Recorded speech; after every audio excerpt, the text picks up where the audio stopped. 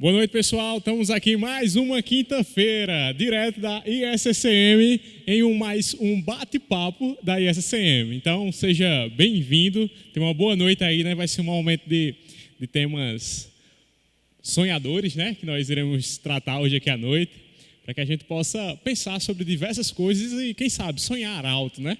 Ou não. Então, pessoal, o tema que a gente vai tratar aqui hoje, ele tem diversas divergências aqui no nosso meio, né? E o tema que certamente se você está nos seguindo, você já sabe disso, né?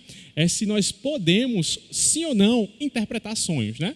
E a gente vai debater aqui durante a noite sobre diversas frentes que surgem nesse tema, né?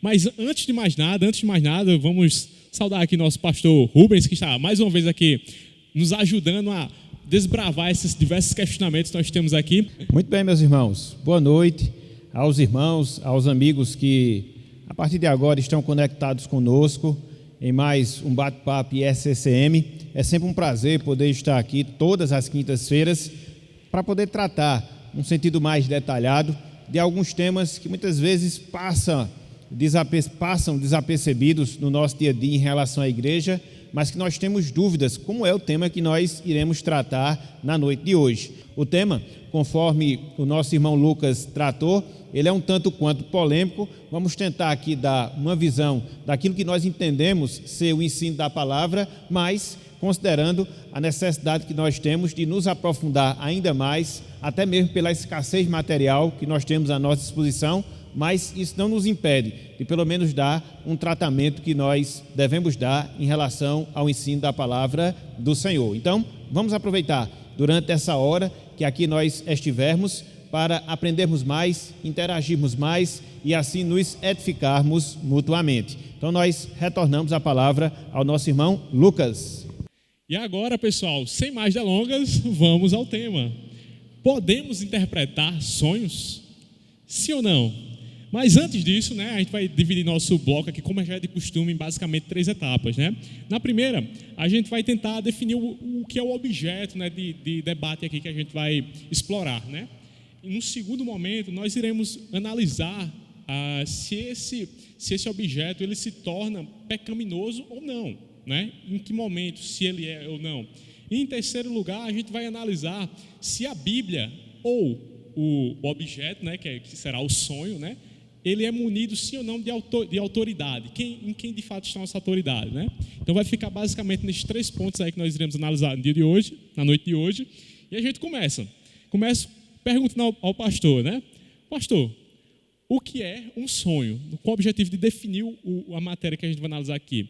O que é um sonho, biblicamente falando? Muito bem, o sonho nós podemos definir em termos bíblicos como uma experiência que é inerente à natureza humana, ou seja, todos os homens, eles experimentam, até mesmo a própria vida cotidiana, ela nos mostra isso, e quando nós vamos observar o ensino da palavra, nós percebemos que há sim alguns registros relacionados a essa experiência pela qual passaram muitos servos do Senhor e de certa forma serviu para que Deus, pelo menos em parte, revelasse a sua vontade. Então a gente não pode, né, dissociar essa questão da experiência do sonho com aquilo que nós temos na palavra do Senhor, quer seja no livro de Gênesis, quer seja no livro de Reis, quer seja no livro dos profetas, chegando até ao Novo Testamento, nós observamos essa experiência vivenciada pelos servos do Senhor e nós observamos essa experiência sendo utilizada como instrumento para que Deus, em um dado momento e sob certas circunstâncias, revelasse a sua vontade. Então, em termos gerais, nós iniciamos com essa palavra e vamos aprofundando na medida em que nós discorrermos sobre esse tema. Perfeito. Então, quer dizer que a gente, ao analisar que Deus, de fato, ele usa sonhos, né? E que ele se revelou, como o Senhor colocou, através disso. A gente pode se permitir acreditar em sonhos? Veja, como experiência, a gente não pode negar a realidade do sonho, né? Como nós falamos agora há pouco, ele é uma experiência, no caso o sonho, que nós vivenciamos no nosso dia a dia, e aí nós não podemos dissociar da vida humana, da experiência humana. Então, nesse sentido, a gente não pode deixar de acreditar nos sonhos. ou em sonho, conforme nós falamos. Agora, no que diz respeito à sua eficácia, no que diz respeito à sua aplicação ainda para os dias de hoje, conforme nós observamos na palavra, aí há de se fazer algumas observações. Talvez seja necessário a gente especificar em que termos nós estamos dizendo quando nós falamos se acreditamos ou não em sonhos. Se aproveitando dessa deixa aí, em que termos, né? Aí a gente pode olhar lá para Eclesiastes, né? Que Eclesiastes também ele chega a definir e aí, como é que a gente aplica isso na própria revelação de Deus, né? Porque lá em Eclesiastes 5, verso 3, que fala assim: porque dos muitos trabalhos vêm os sonhos, e do muito falar, palavras nécias, né? Então, ele nos traz aqui, não tanto um sentido revelatório, né? Mas sim um sentido de, você sonha porque você está vivo, né? Exatamente. Nesse contexto de Eclesiastes, a gente percebe justamente isso. É por isso que é necessário você fazer uma análise por todas as Escrituras Sagradas, porque você vai encontrar a experiência em si, com determinados motivos, com determinadas finalidades, e você vai encontrar apenas a descrição da experiência. Esse texto aí de Eclesiastes é um exemplo desse fato. Então, quando você observa a questão do sonho, ele é descrito aí como experiência normal, decorrente dos nossos esforços, dos nossos trabalhos. Inclusive, quando você faz uma análise do sonho em si como experiência, até mesmo pela neurologia, até mesmo pela psicanálise, eles observam justamente isso, que os sonhos, de certa forma, eles estão vinculados a pensamentos, a experiências, a sentimentos que nós vivenciamos ao longo do nosso dia, e eles vão ser respingados, eles vão ser vivenciados através do sonho. Então, nesse sentido, a gente vê a experiência em si humana e a realidade do sonho dentro dessa experiência. Mas aí a gente acaba meio que tendo duas bifurcações aí, né? Sim. A gente tem o próprio Deus, como você falou aí, né? Que o próprio Deus ele se revelou através de sonhos em alguns momentos, né? E tem aqui Eclesiastes dizendo assim, não, o sonho é algo que é fruto do seu trabalho, do seu dia a dia aí, das emoções e situações que a gente vive, né? Então, como é que a gente compara isso biblicamente, né? Um sonho, ele é utilizado para a revelação de Deus em um momento, em outro não, e aí, como é que a gente confronta isso, né? Muito bem. Em relação à experiência, ela surge justamente dessa realidade, né?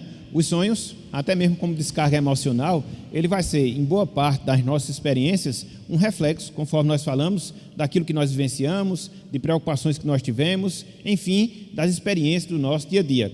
E Deus fez uso dessa experiência comum aos seres humanos para, em parte, fazer a revelação da sua vontade. Então, quando nós observamos nessa questão revelacional, a gente observa isso, os instrumentos que Deus faz para que Ele possa mostrar a sua vontade, dentre várias formas, utilizando, inclusive, em determinados momentos, a questão do sonho, que é uma experiência normal a todo ser humano. Então, quando nós observamos as visões também foram métodos ou formas através da qual Deus ele se revelou. Até está muito relacionado uma com a outra, né? Assim, Exatamente. Na verdade, o que é que a gente pode fazer para poder distinguir? Veja, quando você recebe uma revelação de Deus, quando você está acordado, na sua plena consciência, então nós podemos dizer que você está tendo uma visão.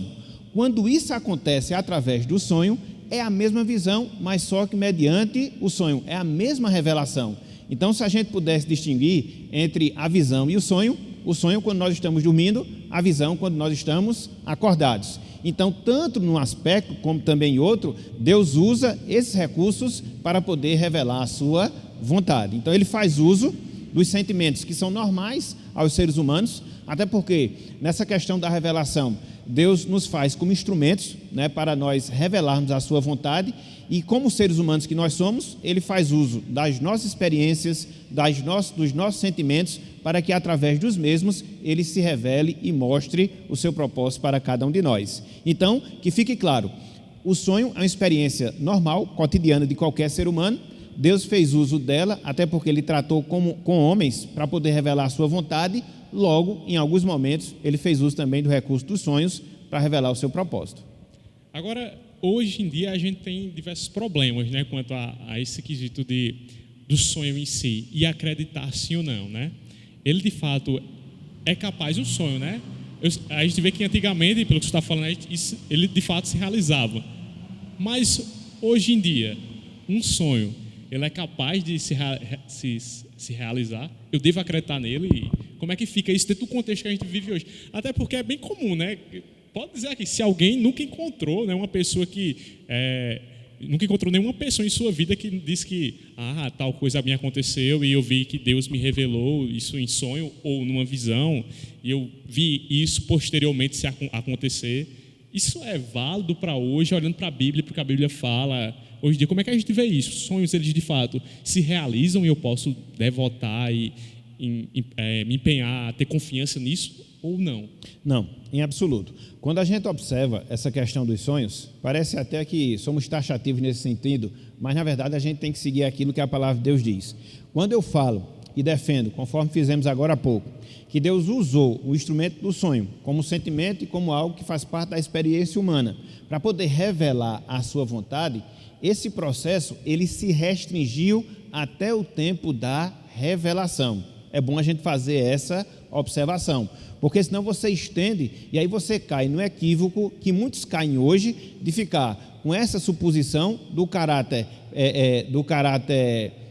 de se prever em relação a sonhos, o caráter preditivo, melhor dizendo, em relação aos sonhos. E a gente vê que esse recurso hoje, ele não é mais utilizado.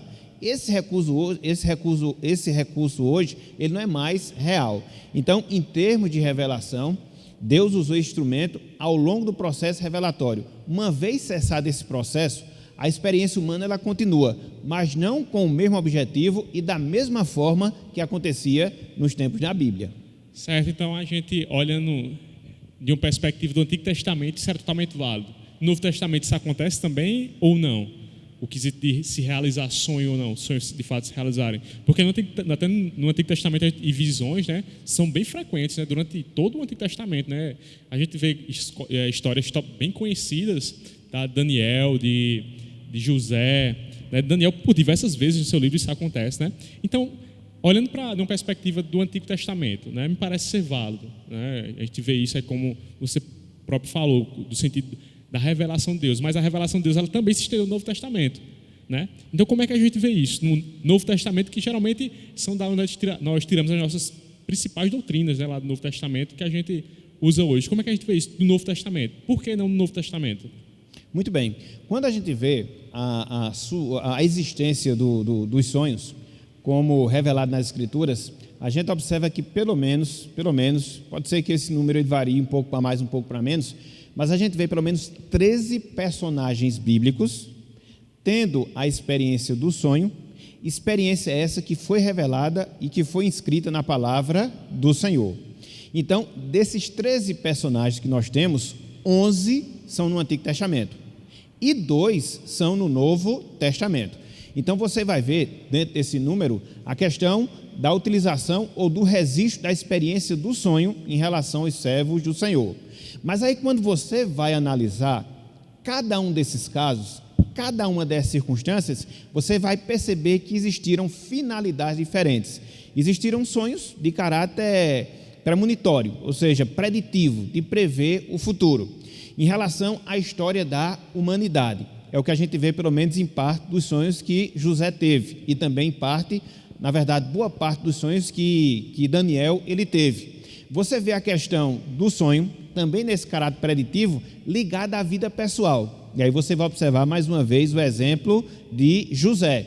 Você vai ver também no Antigo Testamento a questão da ocorrência do sonho como uma forma punitiva. E aí eu me lembro do texto lá de Gênesis capítulo 20, quando Deus se revela em sonho a Abimeleque, mostrando que ele havia tomado Sara como esposa, sendo ela já mulher de Abraão. Então você vê essa classificação por todo o Antigo Testamento. E aí quando você passa para o Novo Testamento, basicamente você vai observar 2 exemplos. De quem? O exemplo de José, né, pai de Jesus Cristo, onde ele é orientado em todo o processo do nascimento do Salvador, até mesmo do anúncio do nascimento do Salvador, e aí os sonhos eles têm ali um caráter diretivo, ou seja, de conduzir José para que assim ele, como pai do Salvador, pudesse dar os procedimentos e dar as ações necessárias para que Cristo pudesse nascer, se desenvolver e assim cumprir o plano de salvação. É o exemplo que nós encontramos lá em Mateus capítulo 1, capítulo 2. E qual o outro exemplo que nós encontramos no Novo Testamento? O caso da mulher de Pilatos, onde a Bíblia diz que na noite anterior da crucificação do Salvador, ela teve sonhos onde ela deduziu que Cristo era uma pessoa inocente. Inclusive chega a mencionar isso até mesmo a Pilatos, mas mesmo assim ele não fica demovido do seu propósito e acaba levando a Cristo a julgamento, e aí todos nós sabemos da história.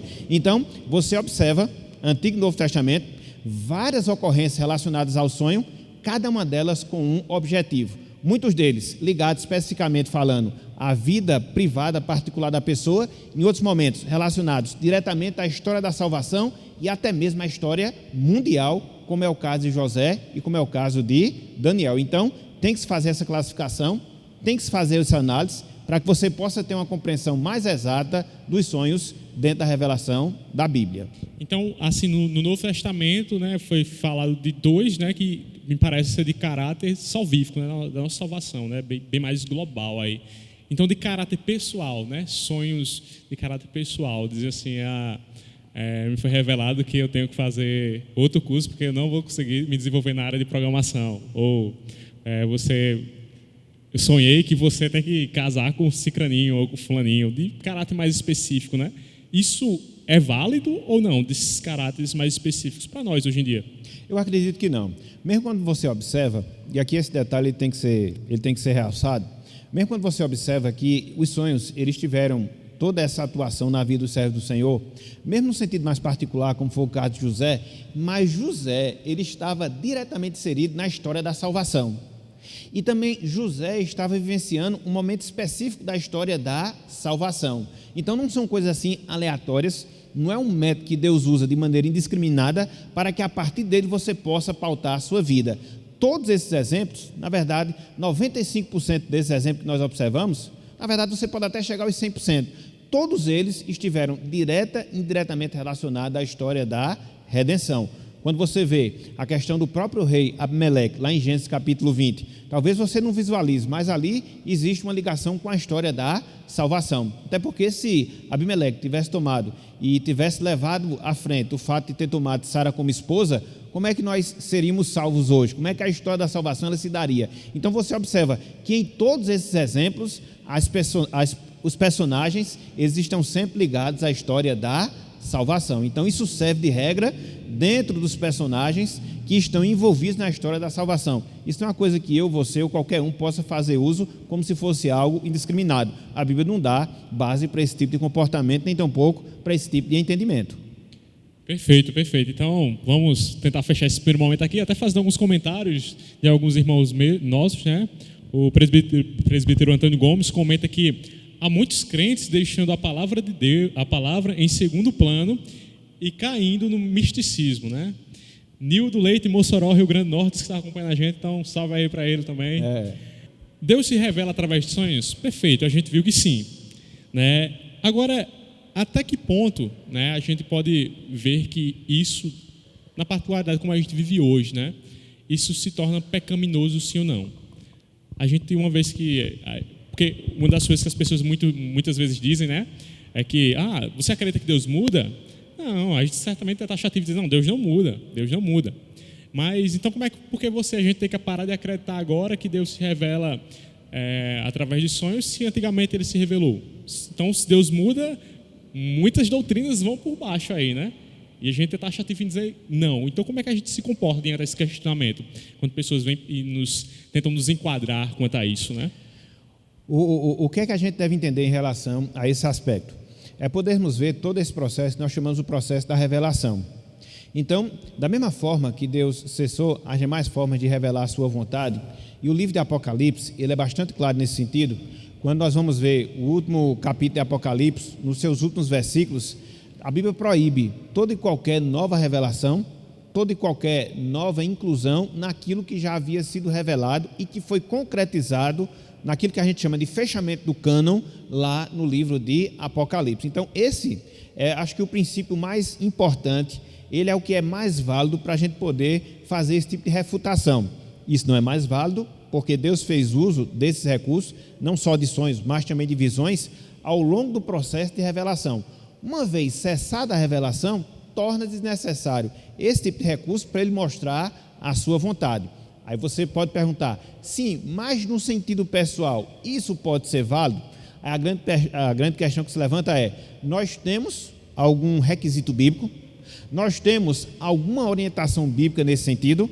Que os sonhos, eles são experiências do nosso cotidiano, isso aí a gente já observou, não tem como fugir. E aí, é muito importante nós observarmos aquilo que Jeremias fala. Eu até peço para os irmãos que abram as suas Bíblias, lá em Jeremias, capítulo 23. Eu acho bem interessante esse texto que fala sobre esse tema e que, de certa forma, lança luz. Em primeiro lugar, para que a gente possa ver o sonho como uma experiência natural. Em segundo lugar, para que a gente possa entender que ele, como processo de revelação, cessou. Olha só o que ele fala. Está lá no livro do profeta Jeremias, capítulo 23. Olha só. E aqui perceba, aqui eu estou ainda dentro do processo de revelação. Aqui eu estou ainda na compulsão do Antigo Testamento. E aí ainda haveria todo o Novo Testamento para ser revelado. Então, nesse contexto, nessa realidade, olhem só o que o profeta Jeremias ele fala. Jeremias capítulo 23, versículos de número 28. Olha só o que nos diz aqui a palavra do Senhor. Ele diz: o profeta que tem sonho, conte-o como apenas sonho, mas aquele em que está a minha palavra, fale a minha palavra com verdade. Que tem a palha com o trigo, diz o Senhor. Então, qual o princípio que a gente deve ter? Seu sonho, seja qual for o sonho que porventura eu tiver, que eu falo apenas como um sonho. Se porventura ele se concretize com algum fato futuro da minha vida, se porventura ele revele algum fato atual da minha vida, são coisas que fazem parte de coincidências dentro da providência de Deus, mas nunca jamais como forma de direcionamento, porque você observa que o próprio profeta aqui, ele é claro nesse sentido, entendeu? Falando aos profetas. E é interessante porque nesse contexto aqui de Jeremias 23, haviam falsos profetas que estavam fazendo profecias pautadas em sonhos pessoais e que não estava se harmonizando e que não fazia parte da revelação de Deus. Olha o perigo, porque quando você anda por esse caminho, você cai naquilo que nós chamamos de subjetividade, ou seja, você vai ter um sonho que vai ter a sua interpretação, que você vai dar o seu entendimento, mas aí fica a questão, será que está harmonizada a palavra do Senhor?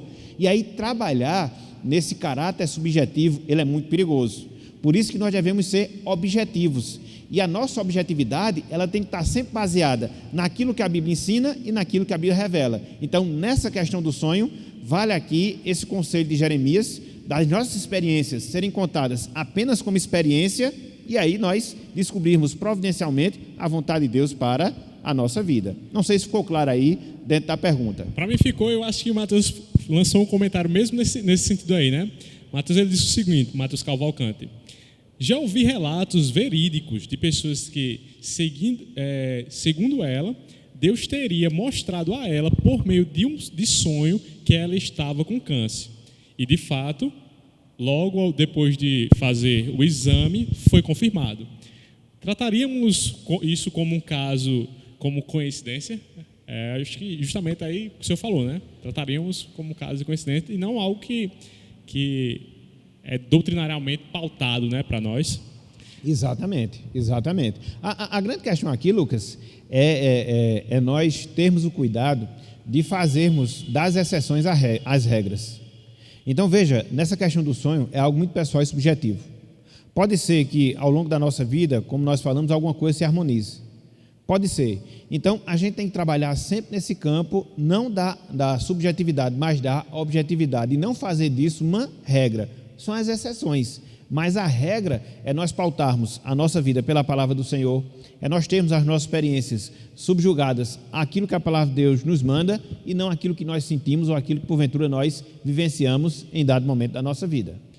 Certa vez eu escutei até um relato, né, de pessoas que chegaram a dizer que estavam revelando sonhos para outras pessoas, e era num contexto bem polêmico assim, né, porque ela dizia que uma determinada pessoa chegou para outra, né, uma pessoa que tinha dito receber a visão com relação a outra pessoa, e disse que essa pessoa, que era um rapaz, deveria deixar sua esposa, porque Deus estava preparando uma serva para ele, porque ele estava casado com uma ímpia, né?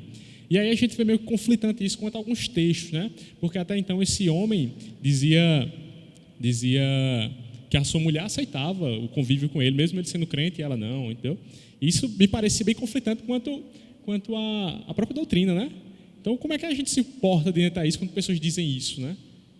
Como é que a gente se porta? Eu vejo isso nesse princípio, né, em relação a sonhos, com os mesmos princípios que Deus havia deixado para Israel em relação à conferência ou à averiguação que o povo de Deus no Antigo Testamento deveria fazer em relação aos profetas. Até porque os profetas, conforme nós falamos, pelo menos Deus usava esse recurso de visões e sonhos para pudesse falar da parte dele.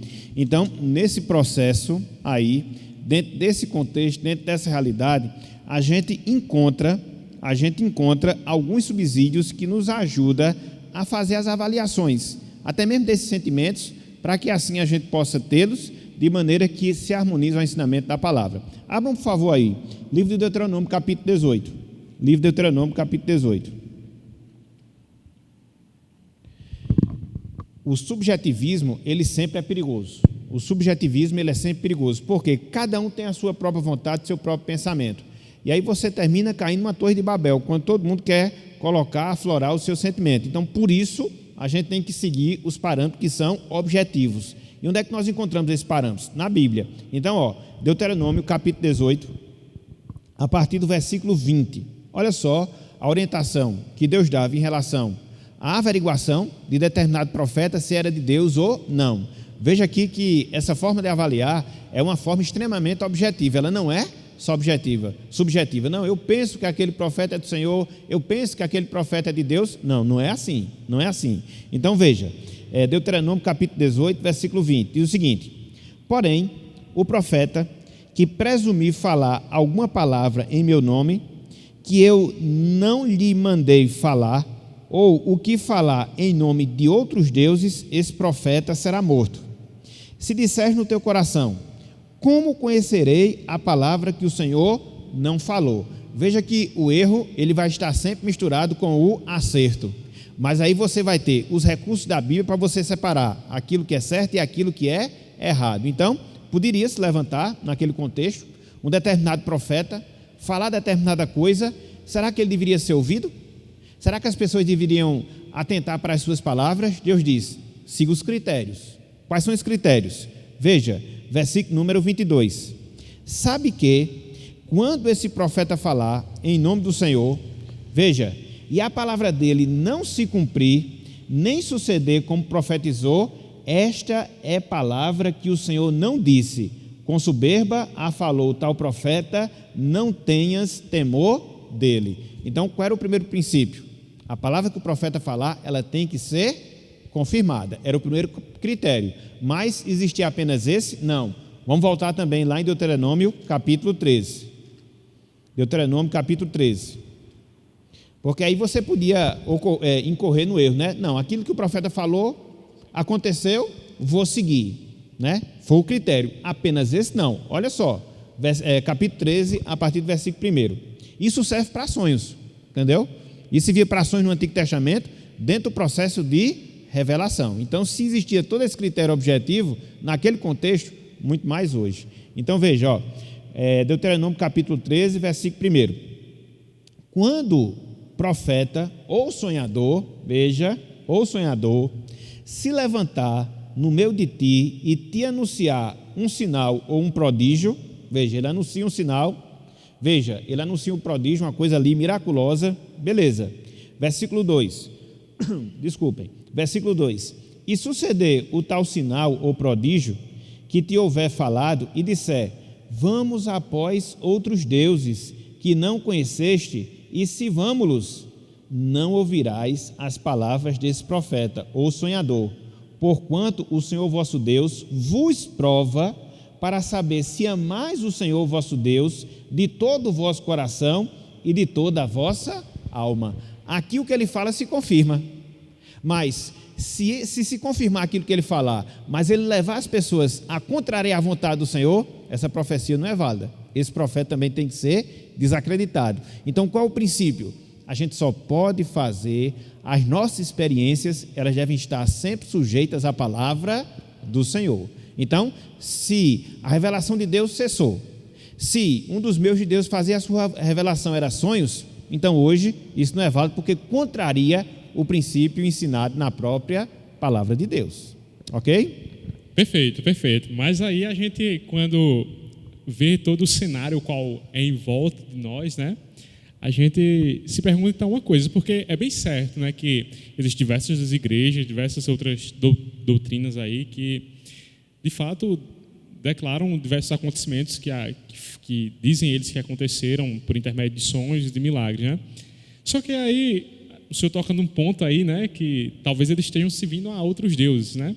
Então, com esse entendimento, a gente poderia dizer que um sonho que, se revela ou que é dito por alguém, ele pode ter autoria satânica ou não? Sim, com certeza, com certeza.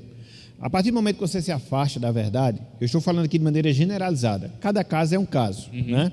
Mas a partir do momento que você se afasta da palavra e que você se envolve com aquilo que não pertence ao Senhor e que está diretamente relacionado aos ídolos, aos falsos deuses, isso pode muito bem acontecer, isso pode muito bem ocorrer. Daí a necessidade de nós estarmos sempre apegados à palavra, para que assim a gente não venha incorrer em erros. E talvez essa seja a triste realidade de muitas pessoas que têm determinadas experiências, entre aspas, e a gente observa que são pessoas que estão totalmente desassociadas da palavra do Senhor, e uma vez que você se envolve no erro, você vai ter nesse erro uma verdade, isso naturalmente vai impactar a sua vida, inclusive as experiências que você tem, dentre elas a própria questão do sonho em si, e isso vai servir de um elemento, de uma forma, para que você possa propagar o erro. Então, isso pode sim acontecer, isso pode sim se dar na vida de uma pessoa. Cada caso é um caso, mas, repito, o princípio é se afastar da palavra. Veja como isso é importante. Pegando um exemplo que você havia destacado anteriormente, né? Você tem ali, né, uma determinada pessoa que é casada com outra, a gente sabe, o casamento é uma instituição divina, ele é um laço inquebrável, aí de repente fulano tem um sonho que diz, não, eu vou me separar da minha esposa e vou contrair um outro matrimônio. Aí eu pergunto, está onde na Bíblia? Um sonho, ele não vai invalidar um princípio que você encontra na palavra do Senhor. A experiência, ela nunca pode colocar abaixo o princípio. O princípio, ele vai sempre permanecer. Ele vai independer de tempo, ele vai independer de circunstância, ele vai independer de pessoas. Estará lá a verdade. E aí a necessidade, conforme nós falamos, de nós não sermos subjetivistas, mas nós sermos objetivos em relação a isso aí. Então, todo e qualquer princípio que Deus ensina, ele não pode ser invalidado, mesmo que seja a experiência mais extraordinária que, porventura, eu vivenciar na minha vida. O apóstolo Paulo, por exemplo, lá em Gálatas, ele fala isso em relação ao Evangelho. Ele faz a defesa ali do Evangelho, ele diz, nem que descesse um anjo do céu e me mostrasse um outro evangelho, se isso porventura acontecesse, eu chamaria, entre aspas, esse novo evangelho de anátema. Veja como Paulo, ele se apegava a princípios e subjugava as suas experiências aos princípios. O grande problema hoje é que você tem uma inversão de valores. Você dá muito mais razão à sua experiência do que à ordem de Deus. Esse é o nosso grande problema. A experiência em primeiro lugar, em detrimento ao ensinamento da palavra. Não, somente a palavra, somente a Escritura, como diziam os reformadores. Então, partindo desse entendimento aí, que de fato um sonho ele pode ser de autoria satânica, né? Então a gente enquadraria justamente aquele episódio lá de Atos, de 6:16 até o 18, quando ele fala de uma mulher que, de fato, ela conseguia predizer, acertar o futuro e dar lucro, né? Imagina, você conseguir lucrar dizendo qual era o futuro, dizer que ia ganhar a Mega Sena e ia ter visões sobre o futuro e ser assertiva quanto a isso, né? Então, se enquadra justamente nesse quesito de, olha, de fato, um sonho ele pode acontecer, a pessoa pode estar certa quanto àquilo, que aquilo, de fato, se concretize, só que aquilo tem de autoria satânica, que não estaria servindo a Deus, como muitas pessoas falam isso, né? E sim ao próprio Satanás. Exatamente. E o caso lá de Atos 16, ele é muito emblemático nesse sentido, né? Principalmente dentro daquele contexto que a gente observa no livro de Atos, onde o Evangelho a luz da palavra, ela estava sendo difundida através do trabalho em especial do apóstolo Paulo. E aí você vai ver que nesse contexto de expansão do evangelho, quando Paulo estava levando a luz da verdade, ele estava levando a quê? A nações pagãs. Ele estava levando para onde? A povos que não sabiam e que não serviam ao Deus verdadeiro, muito pelo contrário, aos deuses falsos. Então, existe a operação do erro. Existia no passado, existe agora. E aqui para nós, vai se intensificar ainda mais na medida em que nós irmos para a consumação da história humana. Quando você observa, por exemplo, a segunda carta do apóstolo Paulo aos Tessalonicenses, você observa isso, que Deus ele vai permitindo a operação do erro para que fique realçada a sua verdade. Então, no mundo antigo, no mundo em que foi pregado o evangelho, essa operação do erro, ela era disseminada, na verdade, ela era a realidade, e nesse sentido, Satanás faz uso da mentira para poder assim subjugar as pessoas. E nesse texto mesmo de Atos 16, você observa a mudança que houve naquela jovem a partir da pregação do evangelho. Então não é à toa que você observa em muitas nações e muitos povos a adoração a falsos deuses, determinadas coisas que se tornam reais lá. Por quê? A permissão da operação do erro. Então isso acontece, isso aconteceu, e isso sempre há de acontecer, no menor ou maior grau. Perfeito, perfeito. Só interagindo aqui com o pessoal das redes sociais, né, e coletando alguns comentários, né? A irmã Islene Dutra diz o seguinte: pessoas aceitam orientações vindas de sonhos revelados, mesmo que elas se choquem com a palavra de Deus, no caso aqui, né? Nosso irmão Alisson, ele diz o seguinte: quando estudamos acerca da história do surgimento das diversas seitas aí, percebemos algo em comum entre elas. Todas elas surgem a partir de algum sonho ou visão que o líder destas teve, né? E a gente tem diversas realmente aí, né? Só fazendo referência ao quesito do próprio adventismo, né? Do testemunho de Jeová, diversos aí tem Mormon também, bem. Na verdade é um princípio, viu? Sempre. Por isso, meus irmãos, é necessário a gente sempre avaliar a história, né? A gente sempre analisar a questão das circunstâncias. Quando você vê essas seitas que surgem e você vai analisar a história de cada uma delas, elas vão estar sempre vinculadas ou a um sonho ou uma revelação. Elas estarão sempre vinculadas a uma experiência subjetiva que não passa pela comprovação das Escrituras. E muitas vezes quando você contesta, qual é a argumentação que você escuta em contrário? Mas a experiência foi minha. Então cada um vai ter sua experiência. E aí fica complicado, a gente vai virar uma torre de Babel, entendeu? Por isso Deus nos dá a sua palavra, porque essa dificuldade em relação às experiências, essa dificuldade em relação às falsas ideias, não é uma coisa nova. Imagine só, volte um pouquinho aí o seu pensamento para o contexto de Israel no Antigo Testamento, quando eles estavam ali peregrinando no deserto e eles estavam ali para adentrar a terra prometida, ali entre os cananeus, o que tinha de idolatria, o que tinha de superstição, o que tinha de misticismo, mas Israel teria que ser luz, iria ter que agir de maneira diferente. E qual era essa diferença? Era a sua fidelidade à palavra e não às experiências. Esses próprios textos que nós lemos, Deuteronômio 13, Deuteronômio 18, serviriam justamente de luz, de orientação, de bússola. Para quê? Para que eles não arredassem um pé da palavra do Senhor. Perfeito. Comentando aqui e agradecendo ao Iola sair bem centrado aí, né? E algo bem observado também quanto às falsas doutrinas por aí ditas, né? Eu só nessa questão de Alisson, eu queria até que ele me ajudasse, que eu estava tentando pronunciar o nome certo, mas acabou que eu não vou fazer isso não, para não pagar mico. Mas nessa questão dos sonhos, né? De você, pegando lá o texto de Eclesiastes 5:3, a questão dos muitos trabalhos vem um sonho, dos muitos trabalhos vem um sonho. Então, existiram pelo menos dois casos na história da ciência que eles estão diretamente relacionados com sonho. Não sei se é lenda ou se de fato foi verdade, né? Mas a tabela periódica, do jeito que a gente tem na química, aí nosso irmão Alisson pode nos ajudar, né? É dito aí que o seu autor, se eu não me engano, foi um russo, o nome dele era Dmitri, o sobrenome é que eu não sei pronunciar, né?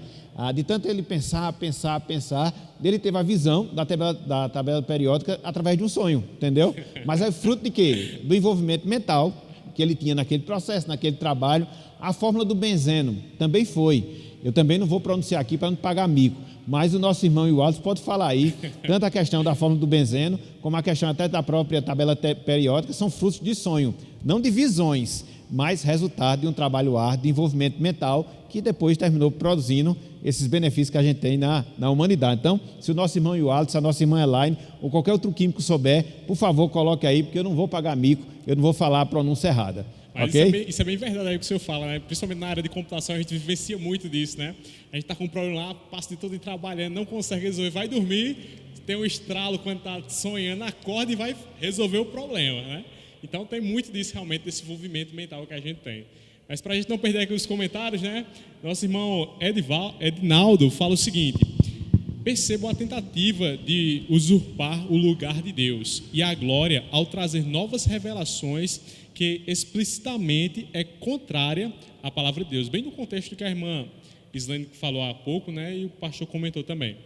Raimundo pergunta, o que é que garante que um sonho pode ser realizado? A vontade de Deus. se estiver na vontade de Deus, vai ser, entendeu? Agora, isso não significa dizer que você vai sonhar e você vai esperar. Eu sempre gosto de falar daquilo que a gente leu lá em Jeremias, né? Se você tiver um sonho, conte como sonho, né? Se tiver de ele se harmonizar com algum fato da história, não coloque nisso ou não explique nisso da questão do sonho em si, apenas na vontade do Senhor. Até porque tem uma coisa que a gente nem falou aqui, mas é que é importante você falar, daquilo que a gente chama de déjà vu, né? Eu não sei se alguém já teve isso, não sei se alguém sabe o que é isso. Déjà vu, o Lucas agora ficou rindo, né? É uma palavra francesa que traduzido para o português diz eu já vi, que ela retrata aquelas experiências que muitas vezes a gente tem num determinado momento e já ter vivenciado aquilo. Quem aqui não já passou por isso, né? Você chega num determinado local e parece que você já vivenciou aquilo ali, parece que você já esteve com aquela pessoa. Então isso faz parte da experiência humana e aqui para nós até agora ninguém conseguiu dar uma explicação razoável e a gente também não encontra, pelo menos no que eu vi, nenhuma fundamentação em relação à Bíblia. Então como eu coloco isso? Nessa experiência que a gente tem, entendeu? Que a gente deve ter apenas como experiência, não criar nelas uma regra, não confiar nelas como um princípio, apenas contar como uma experiência. Como o Jeremias falou, se você tem um sonho, você conte como um sonho. Então, os próprios déjà vus, né, que nós temos, é uma explicação em relação a isso aí. Porque nessa questão do sonho, é bem interessante. A gente está discutindo aqui algumas coisas relacionadas à Bíblia, mas você vai ver que a psicanálise, ela vai ter, né, um posicionamento em relação à questão dos sonhos, inclusive fazendo a classificação de dois tipos de sonho, que é aquele sonho que você tem mais claro, mais nítido, que é uma experiência que você tem quando você está bastante cansado ou quando você atinge o ápice do seu sono. Então você sonha, entendeu? E aqueles sonhos que você tem, né, que naturalmente eles não são perceptíveis quando você não dorme profundamente. Então a psicanálise ela explica dessa forma. O próprio Freud ele já explicava isso desde o seu tempo. E a questão da neurologia também tem uma explicação para a questão dos sonhos. Então são várias explicações científicas que você observa e aquilo que a Bíblia descreve. Então você tem que ver aquilo que é a experiência humana e aquilo que Deus fez uso para poder revelar a sua vontade. Perfeito, perfeito. Continuando aqui, né, apareceu algumas perguntas também, outros comentários, né, o irmão Reginaldo diz o seguinte: a visão mais clara dos acontecimentos é aquela que vem do céu. Acredito que ele está se referindo justamente à palavra de Deus e à Bíblia aqui neste sentido, né? E aí o irmão Ricardo coloca uma pergunta aqui que ele já recebeu o crédito aqui e já foi apoiado por Alex, né? Ele diz o seguinte: quais consequências as igrejas têm com as interpretações dos sonhos? Né? Isso acaba gerando o quê? Né? Uma determinada igreja ela acaba aderindo ao quesito de Deus se revelar, né? Através de sonhos de maneira específica ou de maneira geral do seu plano, né? Então, qual a consequência que isso traz para uma igreja de fato? Anarquia. Literalmente, aquilo que a gente pode chamar de anarquia eclesiástica. Desculpa aqui a dureza da expressão, mas a gente não pode deixar de tratar assim, porque, preste atenção, meus irmãos, você tem ali um determinado grupo de pessoas e um determinado irmão tem um sonho acerca de algum fato, de algum acontecimento que talvez possa até contrariar a palavra. De repente, um outro irmão também tem um outro sonho, que difere do sonho anterior, que também contraria a palavra. A pergunta que fica é: qual vai ser o sonho verdadeiro? Qual deve ser o sonho que deve ser acreditado? Como é que a gente vai se pautar entre um e outro? Olha só o problema. Aí você vê a questão da anarquia nesse sentido, né? Não vai virar uma terra sem lei, entendeu? Não, fulano de tal é mais espiritual. Como é que você vai avaliar? Então você vai sempre puxar para algo subjetivo. E quanto mais você puxa para o subjetivo, mais você fica desnorteado sem a devida orientação. Então, você vai ver e vai cair justamente numa anarquia espiritual. Então, é muito perigoso. É muito perigoso.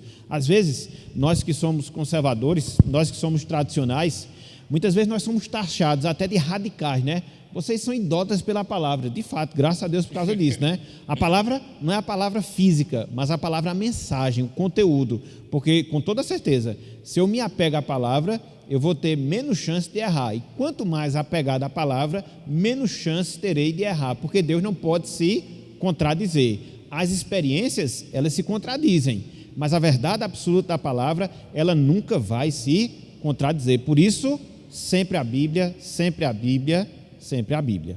Perfeito, ok? Perfeito. Então, continuando aqui, e eu tentando me sincronizar aqui para isso de fato, eu estou entendendo tudo. Vamos fazer aqui um resumão, né?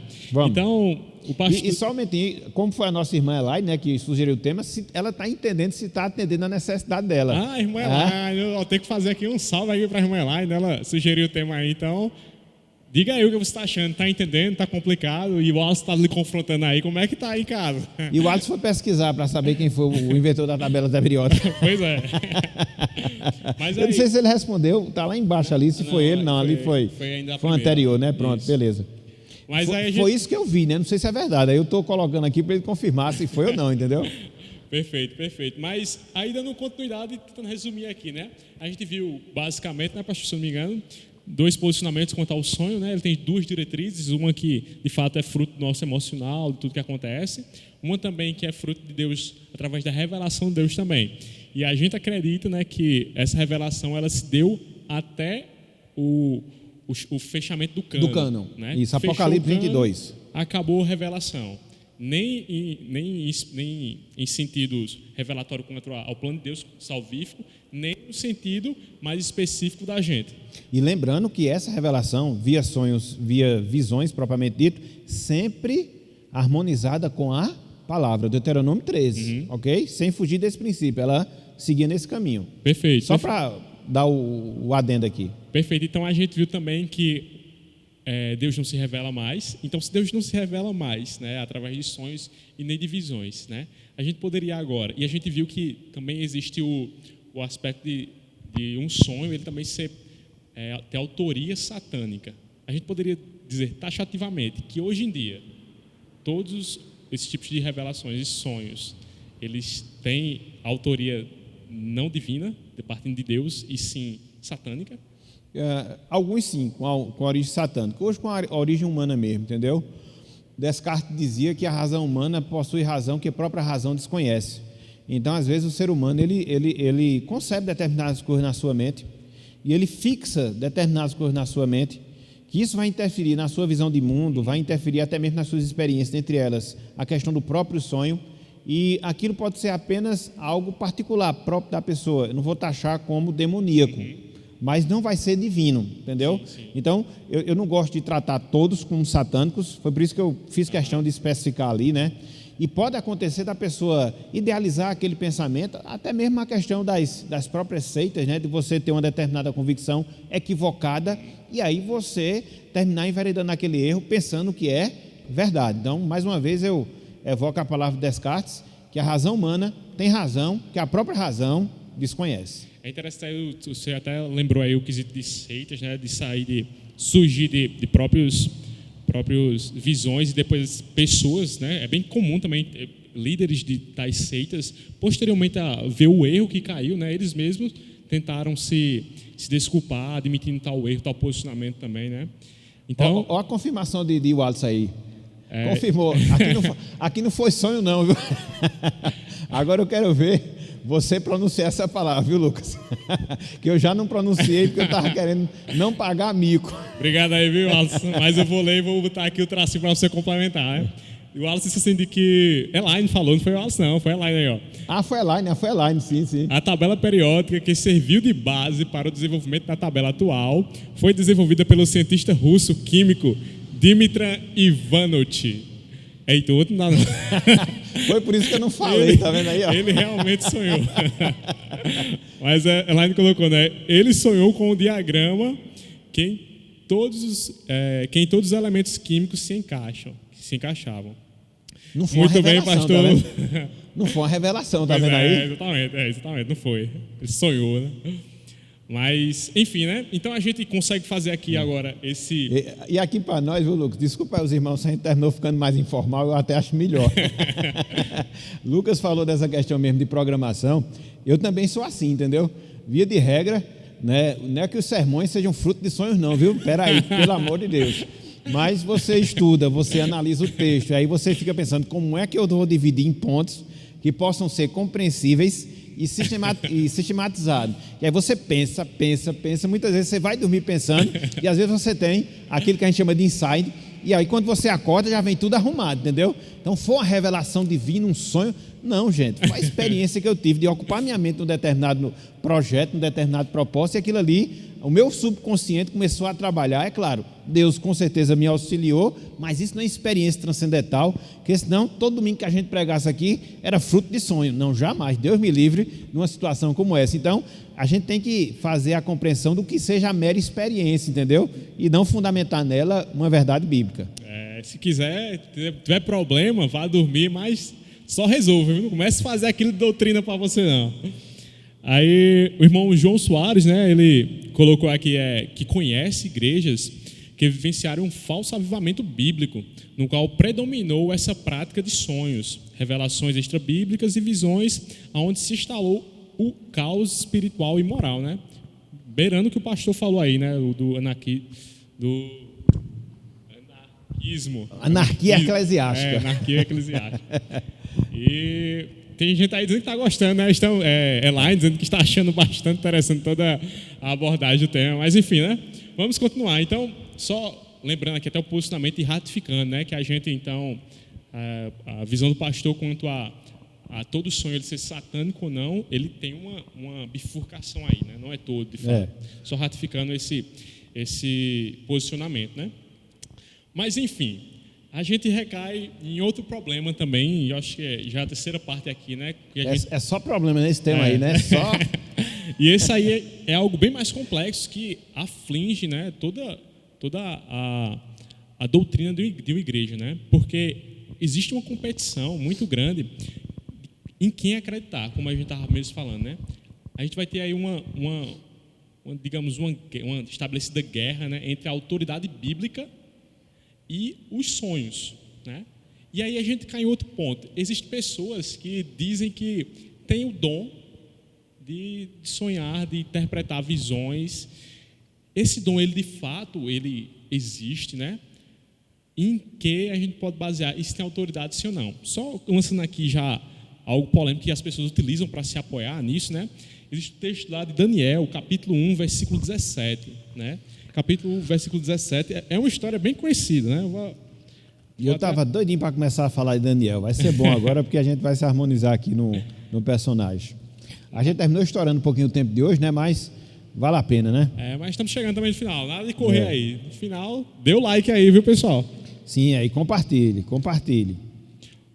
Em Daniel, lá no capítulo 1, versículo 17, é dito o seguinte, né? Depois que eles foram lá e a gente conhece a história, né? Que eles não recusaram comer as iguarias do rei, né? E aí tem uma conclusão que inicia assim no capítulo 1, versículo 17. Ora, a estes 4 homens, né? Que era Sadraque, Mesaque, Abednego, né? Os respectivos Ananias, Azarias e Misael, né?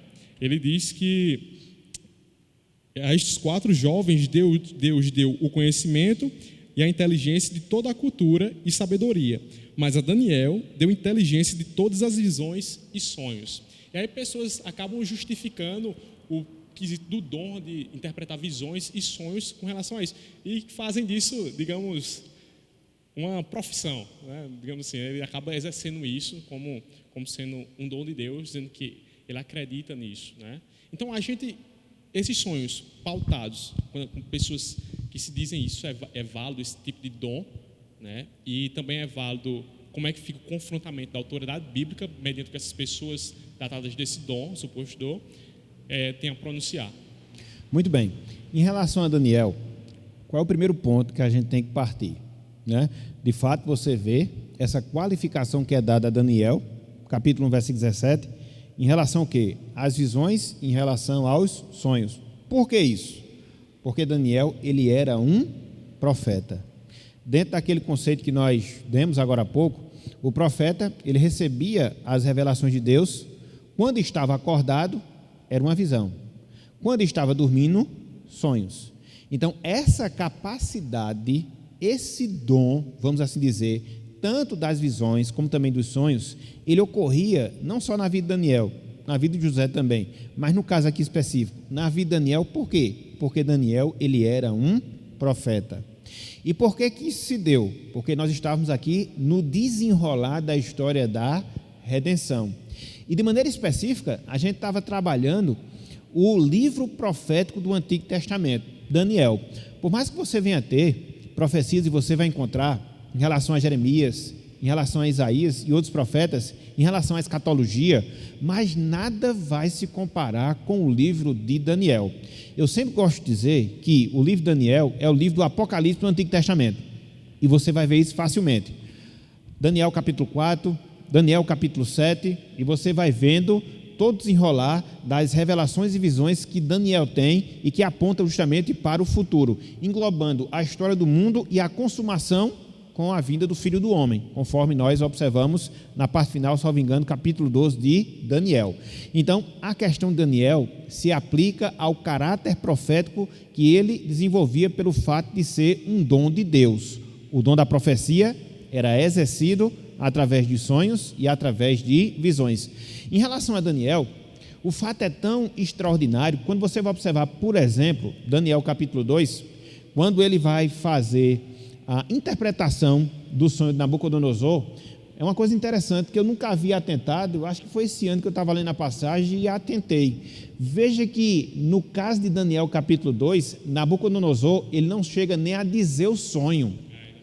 Daniel, na verdade, ele não só interpreta, ele diz o sonho e interpreta. Ele diz o sonho e interpreta. Então, se você tiver, entre aspas, alguém que interprete sonhos nessa qualidade de Daniel, até hoje eu não vi. Geralmente você faz a interpretação do sonho, mas você fazer a menção do sonho e em cima disso você fazer a interpretação, eu só vejo aqui em Daniel. O rei Nabucodonosor naquele episódio foi bem cético, né? Ele só acreditaria se a pessoa chegasse lá e dissesse qual foi o sonho e a interpretação para aquele sonho. E ele teria que aceitar isso ainda, né? Exatamente, exatamente. Inclusive ia punir de morte. Exatamente. Né? Quem assim não agisse, quem não tivesse essa capacidade. Tanto é que, eu até esqueci o nome da pessoa que levou Daniel lá à presença de Nabucodonosor, tem um nome, se não me engano, começa com a letra A. Então Daniel foi lá, ele faz a menção do sonho, nos seus detalhes, e interpreta o sonho. Agora, uma coisa interessante, quando você vai, por exemplo, para Daniel capítulo 4, ele vai fazer uma interpretação do sonho de Nabucodonosor, mas nesse caso, Nabucodonosor fala o sonho. Arioque. Arioque. E aí ele só faz a interpretação. Daniel capítulo 7, ele tem um sonho, e aí no sonho ele tem a revelação. Então veja como vai variar. Agora você vai observar o quê? O caráter de um profeta. Então a grande questão é que Daniel é um profeta. Desculpa aqui, o que a gente tem muito hoje, na verdade, só o que a gente tem hoje são falsos profetas. Esse é o problema, entendeu? Falsos profetas que querem agir na qualidade de profeta quando o dom profético ele já cessou. Só para a gente fazer um link, né, e até um tema bom para depois a gente discutir, né? A gente vê muitas pessoas hoje com esse dom de sonhos, a gente vê muitas pessoas hoje com esse dom de visões, que se auto-intitula profeta, mas ninguém previu o coronavírus. E digo mais, ninguém prevê quando o coronavírus vai se acabar. Aqui eu faço um desafio a qualquer um que se titula profeta. Já começou o coronavírus, a gente não pode mais contar, né? Simples, me faça a profecia de quando o coronavírus vai acabar. Se você não puder dizer quando ele vai acabar no mundo, simples, diga quando vai acabar aqui no Brasil. Se você não puder dizer quando é que vai acabar no Brasil, diga quando vai acabar aqui na nossa cidade. Fica o desafio, entendeu? Não sei se não é válido. Fica esperando a resposta.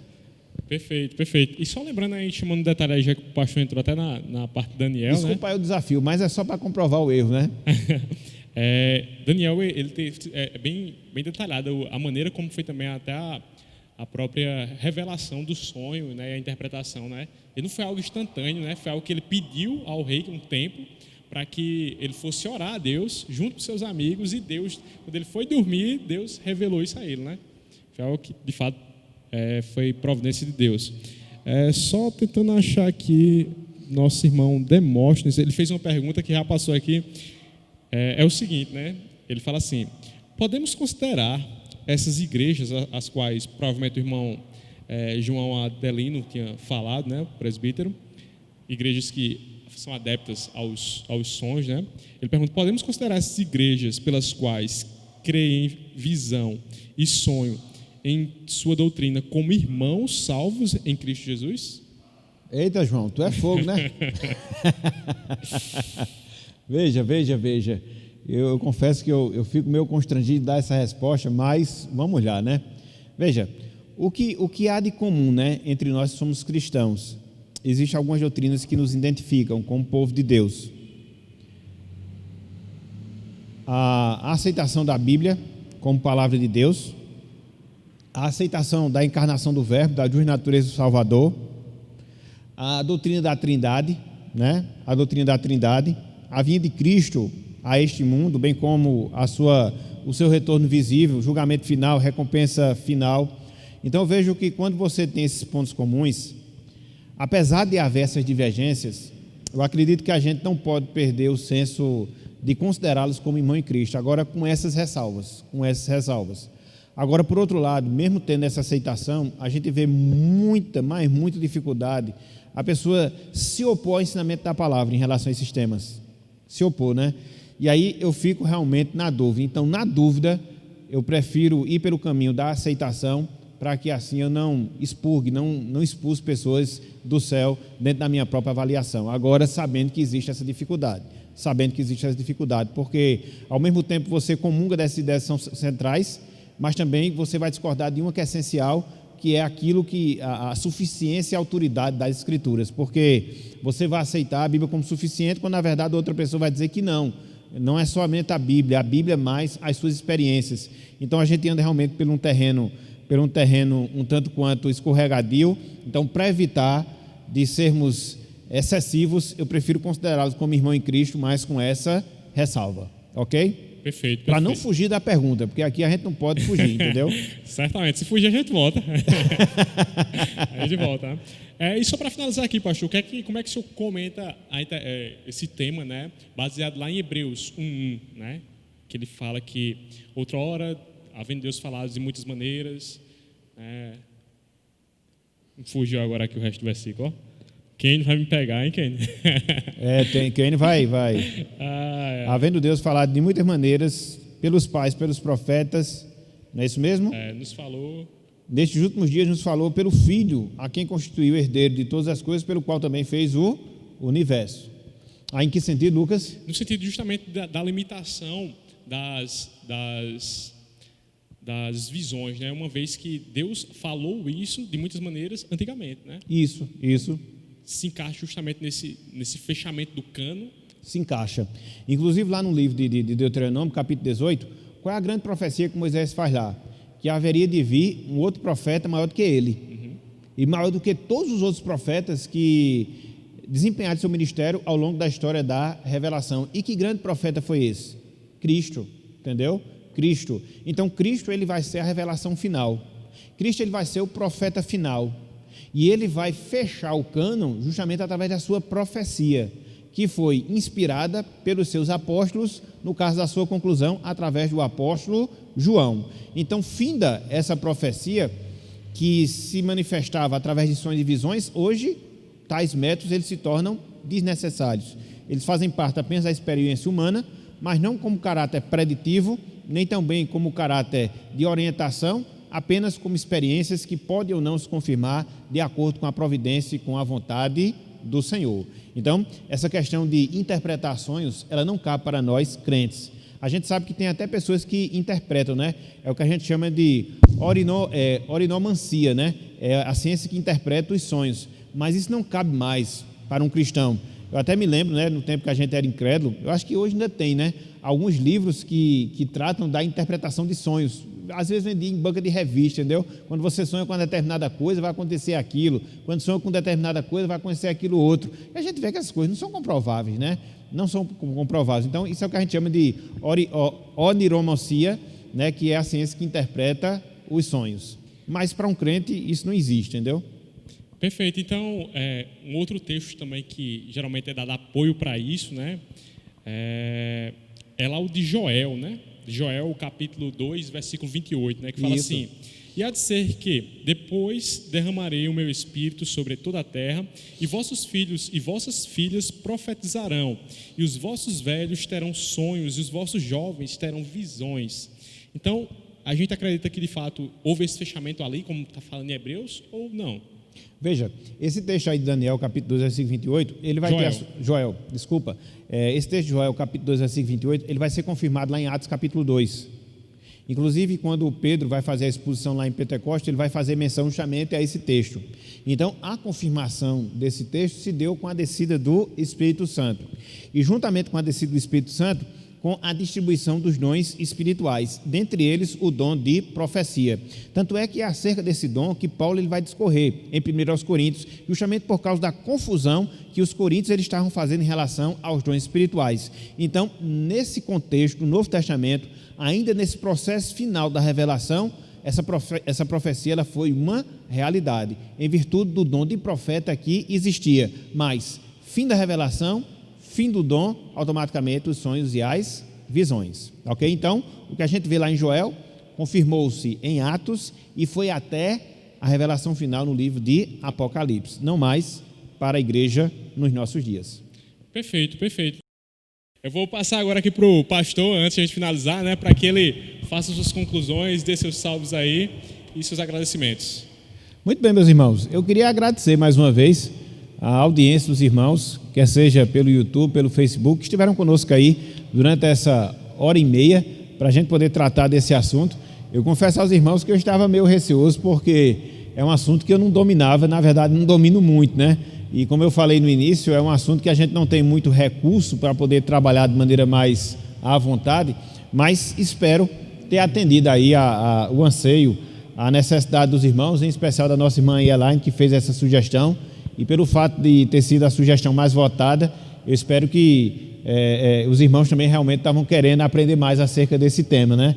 Talvez a gente não esgotou, com certeza nós não esgotamos, mas pelo menos demos aí uma visão geral e quem sabe depois a gente pode aprofundar já com essas bases que a gente estudou hoje para poder aprofundar mais. Então, qualquer coisa que porventura não tenha ficado clara, os irmãos depois em uma das nossas lives entrem, enfim, façam nos comentários alguma pergunta e aí a gente vai tentar responder e detalhar, ok? Foi realmente desafio para nós, mas graças a Deus por nós pelo menos termos cumprido aí a pauta de hoje, graças a Deus. Então, boa noite, Deus abençoe, até as próximas programações aí na nossa igreja. Então, se você está conosco que não foi inscrito ou que não é inscrito, se inscreva para quando nós entrarmos no ar, você ser notificado. Deus nos abençoe, meus irmãos. Está encerrado assim o nosso programa na noite de hoje.